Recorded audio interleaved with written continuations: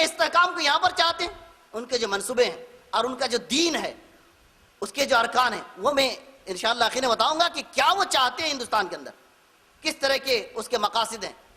صرف مسلمانوں کے لیے خطرہ نہیں ہے، یہ لوگ ہندوستان کے لیے خطرہ ہے، پورے ہندوستان کے لیے خطرہ ہے. لیکن حکومت ان کو اچھے اچھے مناصب پیش کر رہی، بڑے بڑے عہدے پر قادیانی بیٹھے ہوئے. ہمارے وہاں سپول ڈسٹرکٹ میں جو ڈی ایم ہے وہ قادیانی، شریف عالم قادیانی. ہزاروں لوگوں کو اس نے قادیانی بنایا، ہزاروں لوگوں کو بلا مبالغہ. وہ اپنی ڈیوٹی کو چھوڑ کر، وہ ایک مبلغ ہے اور اس کا وہ پورے ڈسٹرکٹ کا وہ چیئرمین ہے اس قادیانیوں. تو اتنے بڑے بڑے عہدوں پر قادیانیوں کو فیض کیا. اس کی حقیقت معلوم ہو، حکومت کو چاہیے کہ ان لوگوں کو ان کے عہدے سے برخاست کرے، کیونکہ ہندوستان کا دشمن ہے وہ قادیانی، صرف مسلمانوں کا دشمن نہیں. تو اس کے لیے جو معیار متعین کیا ہے، وہ معیار آپ سنیے کہ کیا معیار دے کر کے وہاں سے اس وفد کو بھیجا. کہا نمبر 1، ایسا شخص جس کے اندر تنہا اس کام کو انجام دینے کی صلاحیت موجود ہو. ایسا نہیں کہ 10 آدمی مل کر کے اس کام کو کرے، نبوت کا اعلان کرے، بلکہ وہ شخص مطلوب جس کو ہم ڈھونڈیں گے ایسی صلاحیت کا وہ مالک ہو کہ تنہا اس کام کو کرنے کی ہمت رکھتا ہو، جرت رکھتا ہو، اور کر دکھلانے کے لیے اس پر وہ راضی ہو اور کر سکتا ہو. انگریزوں کی خدمت کے لیے معروف وہ اور اس کا گھرانہ. ایسا نہ ہو کہ پہلے سے انگریز دشمنی میں وہ معروف ہو، بلکہ انگریزوں کی خدمت میں معروف ہو. آپ کو معلوم ہونا چاہیے، بہت ساری تقریروں میں بات آئی ہے کہ یہ قادیانی، مرزا غلام احمد قادیانی اور اس کا پورا خاندان انگریز حکومت کو استحکام بخشنے میں اپنی پوری زندگی کو لگائی. اور خود مرزا غلام احمد قادیانی کے الفاظ میں اس کی تحریریں موجود ہیں، اس کے اعترافات موجود ہیں کہ میں اور میرا خاندان جتنا انگریزوں کو فائدہ پہنچایا ہے کسی اور خاندان نے نہیں پہنچایا. اس کے خود تحریریں موجود ہیں. تو انہوں نے معیار کیا متعین کیا تھا کہ ایسا شخص جو انگریزی حکومت، انگریزوں کے لیے خیر خواہ ثابت ہوا ہو اور انگریزی حکومت کا مداح ہو، ایسا نہیں کہ اس کا دشمن ہو. اس طرح سے تاریخی و علمی اعتبار سے حکومت برطانیہ کی بالادستی کو، یعنی اس کی حکومت کو تسلیم کرتا ایسا شخص، ایسا نہیں کہ اس کا باغی ہو. ایسا شخص کو ڈھونڈا جائے جو شخص اس کی حکومت کو تسلیم کرتا ہو. اس طرح سے نمبر 2، شخص مطلوب اسلام کی دفاع میں مشہور ہو. جو شخص ہم ڈھونڈیں گے، کیونکہ اس کو نبوت کا دعویٰ کرنا ہے نا، اور یہاں کی اکثریت اندھی تقلید کرتی ہے. جب وہ اسلام کی دفاع میں مشہور ہوگا، علامہ ہوگا، مناظر اسلام ہوگا، مجدد اسلام ہوگا، پھر وہ دعوی نبوت کرے گا تو کسی کو ہچکچاہٹ باقی نہیں رہے گی کسی کے اندر، اور کسی کو شک و شبہ نہیں رہے گا. کہے گا اتنا بڑا علامہ جھوٹ نہیں بول سکتا، یہ نبی ہی ہو سکتا.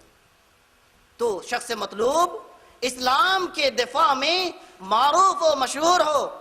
اس طرح سے نمبر 3، وہ شخص مطلوب ایک حالت سے دوسری حالت میں بدلنے کا ہنر رکھتا، گرگٹ کی طرح رنگ بدل سکتا.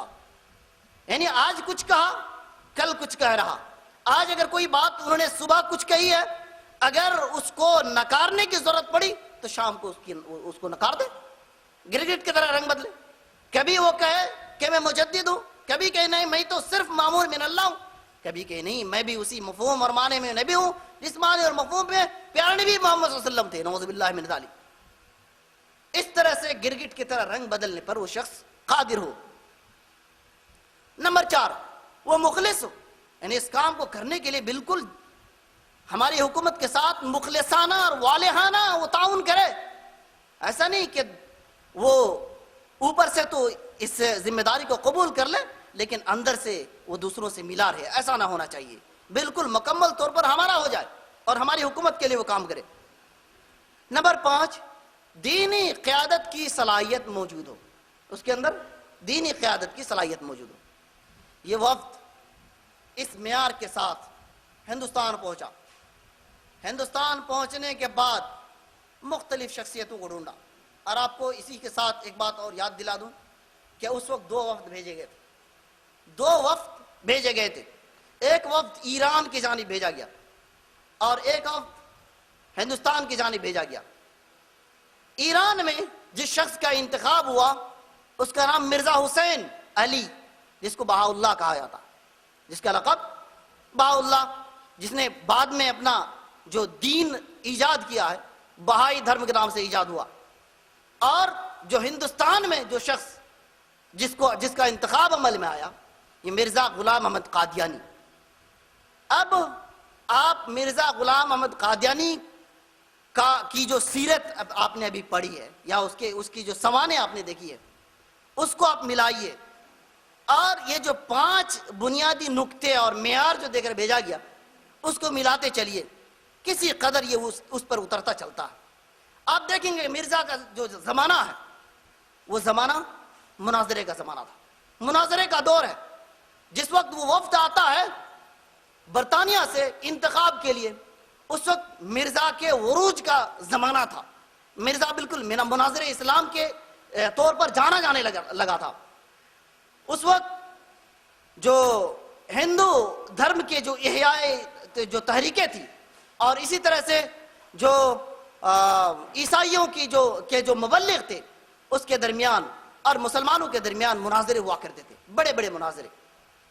مرزا غلام احمد قادیانی مسلمانوں کے جانب سے مناظرہ کیا کرتا تھا، کبھی ہندوؤں کے ساتھ اور کبھی عیسائیوں کے ساتھ۔ جو انہوں نے ایک مناظرہ کیا عیسائیوں کے ساتھ، اور جو اس کی نبوت کی پہلی سیڑھی جس میں اس نے اعلان کیا اور برائن احمدیہ نام کی کتاب لکھی ہے جس کی دفاع میں، اور اس کے اندر اس نے تمہید باندھ دی اپنی نبوت کے لیے سن 1880 میں، اس وقت عیسائیوں کے ساتھ ایک مناظرہ پیش آیا۔ عیسائی لوگ کہا کرتے تھے کہ حضرت عیسیٰ مسیح کو قتل کر دیا گیا، سولی پر چڑھا دیا گیا، ختم ہو گئے وہ۔ اس کے دفاع میں مرزا غلام احمد قادیانی نے مناظرہ کیا اور انہیں ثابت کیا کہ نہیں، حضرت عیسیٰ مسیح علیہ السلام قتل نہیں ہوئے، ان کو سولی نہیں دیا گیا، بلکہ آپ کو اللہ تبارک و تعالیٰ نے آسمان پر اٹھا لیا۔ اور اسی بات کو انہوں نے براہین احمدیہ نام کی کتاب لکھی ہے، اس کے اندر بھی اس نے اس بات کو ثابت کیا کہ حضرت مسیح علیہ السلام اٹھا لیے گئے ہیں، وہ مرے نہیں ہیں، وہ قتل نہیں کیے گئے۔ لیکن بعد میں جب مرزا غلام احمد قادیانی نبوت کا اعلان کرتا ہے، اس وقت یہ جو ہے دروغ گورا حافظانہ باشد، جو جھوٹ بولنے والے کو بات یاد نہیں رہتی، خود اپنی لکھی ہوئی بات کا وہ انکار کرتا ہے، بعد میں کہتا ہے کہ نہیں، مسیح علیہ السلام انتقال فرما چکے ہیں، وہ مر گئے ہیں اور میں مسیح موعود ہوں۔ حالانکہ اس کی کتاب کے اندر اس نے لکھا ہے کہ مسیح علیہ السلام مر چکے ہیں، یہ آسمان پر اٹھا لیا گئے، اور بعد میں وہ کہتا ہے کہ نہیں، وہ مر چکے ہیں، اب میں مسیح علیہ السلام۔ اس طرح سے انگریزوں نے ان کو خریدا اور اس معیار پر اس کو جانچا اور پرکھا، گرچہ ان معیار پر مکمل طور پر وہ اتر نہیں رہا تھا، لیکن کسی قدر چونکہ اس کے بالمقابل کوئی ایسا شخص مل نہیں رہا تھا جس کو وہ کھڑا کر سکے، تو اس کو مرزا غلام احمد قادیانی کو منہ مانگی دولت کے ذریعے سے خریدا، اور اس کو ایک نئی نبوت کے لیے اس کو خرید کر اس کو اعلان کرنے کے لیے اس کو تیار کیا کہ تم اب یہ اعلان کرو۔ اور جو انہوں نے ایک شرط رکھا تھا کہ آپ ایک رنگ سے دوسرے رنگ میں تبدیل ہو سکتے ہو، ایک یعنی گرگٹ کی طرح رنگ بدل سکتے ہو، ابھی کچھ کہہ رہے ہو کل کچھ کہہ رہے ہو، اس پر قادر ہو، تو انہوں نے اس کو جو فارمولا دیا ہے کہ بتدریج، ایک بارگی تم دعویٰ مت کرنا، بلکہ بتدریج دعویٰ کرنا کہ میں نبی ہوں۔ پہلے تو مامور من اللہ، اس کے بعد مجدد عصر، اور پھر جو اور بہت سارے دعوے ہیں، وہ دعوے کرنے کے بعد یہ کہنا کہ میں نبی ہوں۔ بالآخر یہ کام انجام پایا اور انگریزوں نے یہاں کے مسلمانوں کے درمیان اس پودے کو لگانے میں انگریز کامیاب ہو گئے۔ اب کیا تھا، مسلمانوں کی جو طاقت تھی کئی حصوں میں تقسیم ہو کر رہ گئی۔ مسلمان جو ملک کو آزاد کرنا چاہتے تھے، اور مسلمان جو لڑ رہے تھے کہ ملک کسی طرح سے آزاد ہو جائے، لیکن یہ فتنہ بھی اس کے ساتھ ساتھ سر اٹھایا۔ لیکن مسلمان ایسا نہیں کہ اس فتنے کی وجہ سے آزادی کو چھوڑ دیا، ہر ایک کا مقابلہ کیا، اور خاص طور پر علماء اہل حدیث نے جو مقابلہ کیا ہے اور علماء صادقون نے جو مقابلہ کیا ہے، آپ تاریخ میں پڑھیے اور دیکھیے کہ کیسی کیسی قربانیاں ہماری علماء کرام نے دی ہے ہندوستان کو آزاد کرنے کے لیے اور اپنے دین و ایمان کو محفوظ رکھنے کے لیے اور مسلمان کو ارتداد سے بچانے کے لیے۔ اس طرح سے اگر یہ کہا جائے کہ یہاں کے لوگوں میں جو ایک فتنہ برپا کیا گیا، اس فتنہ کو برپا کرنے کے لیے جو جرأت انگریزوں کو ملی ہے، وہ جرأت اندھی تقلید کے ذریعے سے اس کو ملی ہے، کہ اس اندھی تقلید نے کہ جو کچھ کوئی شخص کہہ دے، کوئی عالم دین بے سر پیر کی بات کہہ دے، اس بات کو بلا دلیل تسلیم کر لو، اس اندھی تقلید نے ایک ایسے فتنوں کو جنم دینے کا موقع دیا جس فتنے کو لے کر آج پوری دنیا پریشان ہے، جس فتنے میں آج مسلمانوں کی مختلف جائیداد، دولتیں، طاقتیں، اوقات صرف ہو رہے ہیں، اس فتنے کی وجہ سے۔ اور وہ کمزوری، جو بنیادی کمزوری جس کی طرف انگریزوں نے اشارہ کیا ہے، وہ کمزوری یہ ہے کہ اندھی تقلید۔ اس لیے آج ہمیں قرآن و سنت سے چمٹنے کی ضرورت ہے، اس سے قریب آنے کی ضرورت ہے، اور قرآن و حدیث ہی کو اپنا منبع اور سرچشمہ سمجھنے کی ضرورت ہے، قرآن و حدیث ہی پر عمل کرنے کی ضرورت ہے، تاکہ ہم اس فتنے کو دفاع کر سکیں، اس فتنے کو مٹا سکیں، اور جو لوگ اس فتنے میں جا رہے ہیں ان کو روک سکیں، اور ارتداد کے اس فتنے کو ہم ہندوستان سے ختم کر سکیں، اس کی ہم کوشش کر سکتے ہیں۔ مرزا غلام احمد قادیانی جس دین کو یہاں پر ایجاد کرنا چاہتا تھا، اس کا بھی ایک چھوٹا سا نقشہ آپ کے سامنے میں کھینچنا چاہتا ہوں، تاکہ آپ کو سمجھ میں آ جائے کہ جو لوگ مرزائیت کی پیروی کرتے ہیں۔ ایک بات اور اس سے پہلے کہ اس مذہب کا، اس سے بھی پہلے ایک بات کہ یہ قادیانیت کو بہت سارے لوگ غلطی سے اسلام کا ایک فرقہ سمجھ لیتے ہیں، اسلام کا ایک فرقہ سمجھ لیتے ہیں، حالانکہ اسلام کا یہ فرقہ نہیں ہے۔ جس طرح سے بریلوی کو لوگ اسلام کا ایک فرقہ سمجھتے ہیں کہ نہیں، دیوبندی کو اسلام کا ایک فرقہ سمجھتے ہیں کہ نہیں، اس طرح سے بہت سارے فرقے ہیں، اسی طرح سے بہت سارے بھولے بھالے مسلمان قادیانیت کو بھی اسلام کا ایک فرقہ سمجھ بیٹھتے ہیں۔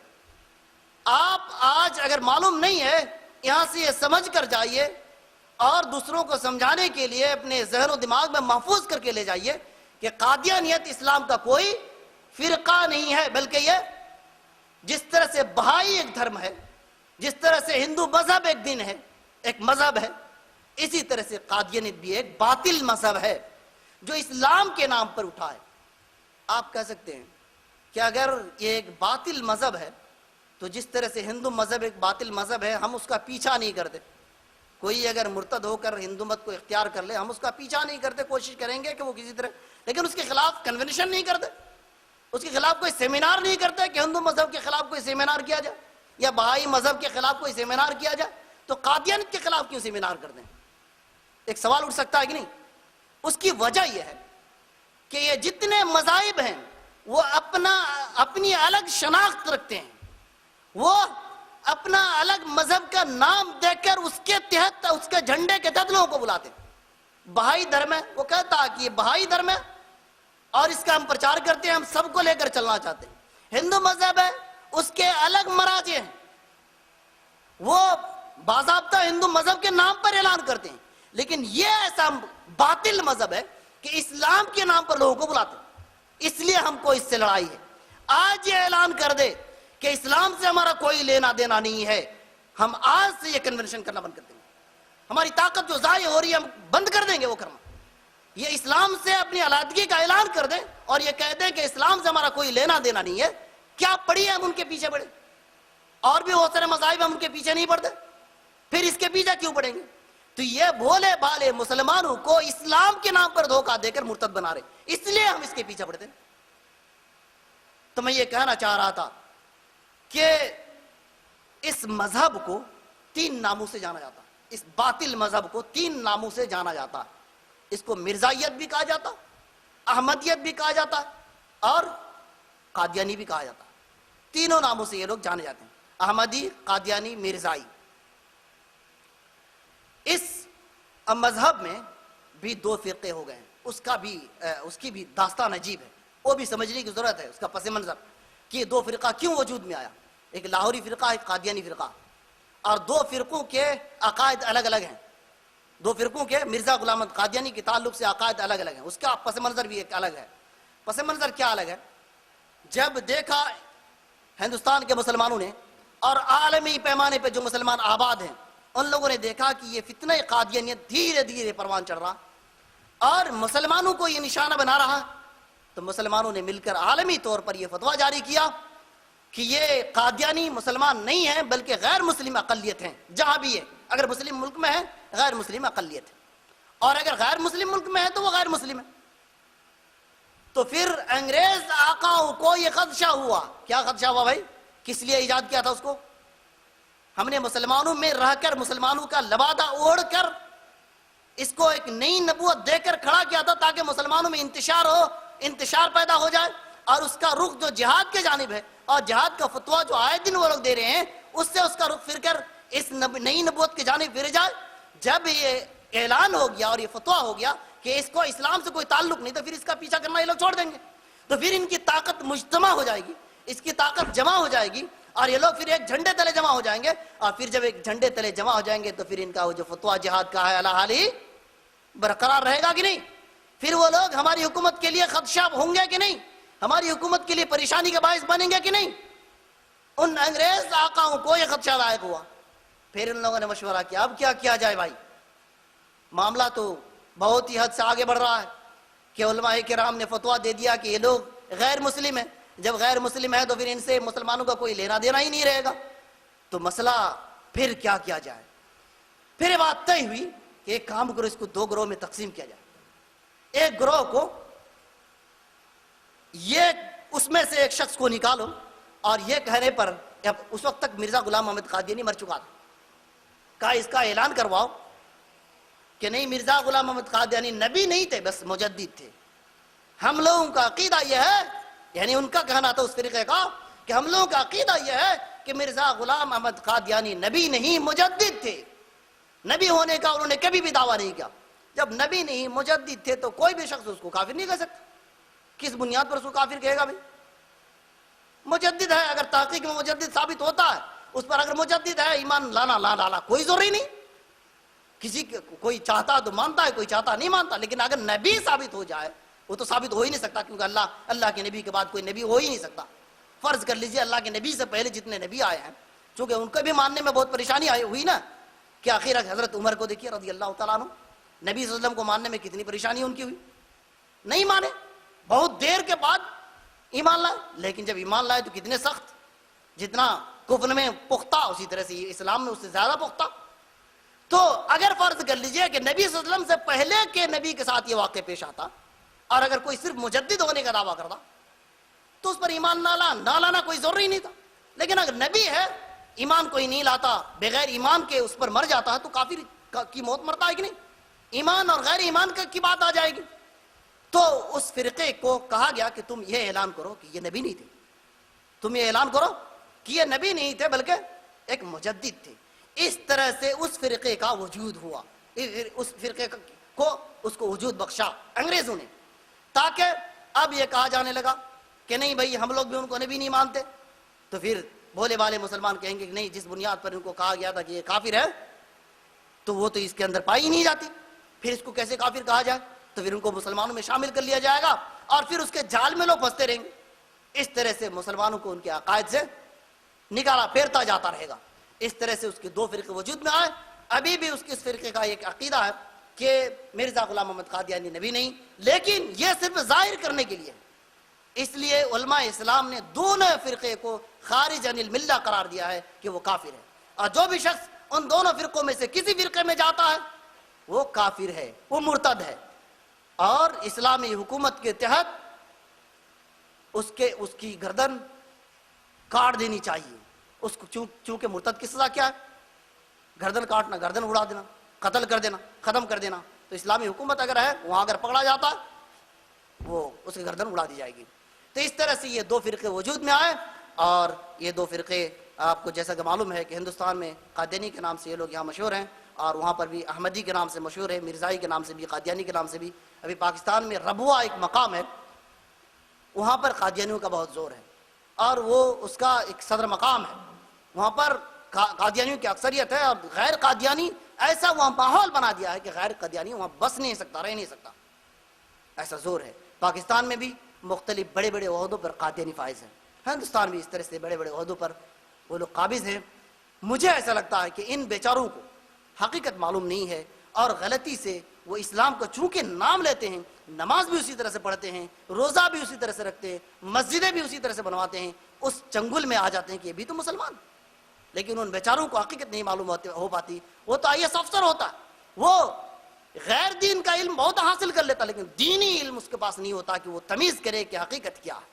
آج ضرورت اس بات کی ہے کہ دعات اسلام اٹھے، جو میں نے قرآن مجید کی ایک آیت کی تلاوت کی تھی، کنتم خیر امہ، میں اس کو اپنے موضوع سے ملانے کے لیے اس آیت کی میں نے تلاوت کی تھی، کہ جیسا کہ مولانا نے فرمایا تھا پہلے خطبے میں صبح کے وقت، کہ جو شخص دائی نہیں ہوتا ہے مدعو ہو جاتا، غیر محسوس طور پر وہ مدعو ہو جاتا۔ آپ اگر دائی نہیں ہوں گے مدعو ہو جائیں گے، آج مدعو ہو گئے۔ مسلمان اگر دائی نہیں بنے گا تو وہ مدعو ہو کر رہ جائے گا، مدعو ہو گیا۔ آج مسلمانوں کو دوسرے لوگ دعوت دے رہے ہیں اور اس کو قادیانی بنا رہے ہیں، عیسائی بنا رہے ہیں۔ آپ اگر دائی بن جائیں، بلکہ آپ بنے نہ بنے، ایک بات یاد رکھیے، آپ دائی بنے یا نہ بنے، آپ تسلیم کرے نہ کرے، آپ پر یہ ذمہ داری ڈال دی گئی۔ آپ کو دائی اللہ تعالیٰ نے بنا کر پیدا کیا، آپ کہیں گے ہم دائی نہیں بنیں گے، لیکن بنا کر پیدا کر دیا، اب کیسے؟ آپ چھٹکارا ہی نہیں ہے۔ امت مسلمہ میں جو شخص پیدا ہو گیا، اسلام کو گلے لگا لیا، وہ دائی ہے، پیدائشی طور پر وہ دائی ہے، جب سے اسلام میں ہے تب سے وہ دائی ہے۔ کنتم خیر امت اخرجت للناس